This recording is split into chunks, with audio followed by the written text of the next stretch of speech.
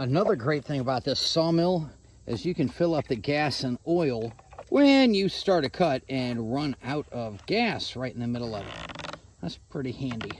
And I'm realizing that this 3-inch wide that I'm cutting, it's going way faster because I have to cut through so much less of the tree. I'm down there, that's a full couple inches less. So I just got to make sure I get those wedges in there about now to hold it up so the weight doesn't bind my chainsaw.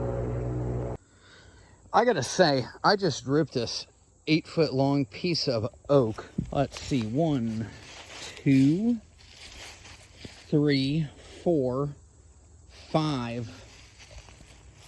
I think 5 or 6 times all the way down with this brand new tri-link chain. Never sharpened it. I'm amazed it lasted this long. But we have some good pieces of wood we can use here for the next time. Then I am ready to build. How's it going? Judging that pile of sawdust right there, the fact that I ripped that big piece of oak that was more than 12 inches in diameter 7 times, and actually did that with one saw blade.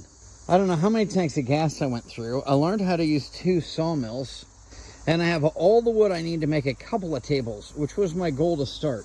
And you come down right in, I finished cutting the last board and say, how's it going? I'll tell you how it's going, Devin. It's really, really good. I'm about to go out to dinner with your mom, which means I need to wash up a little bit.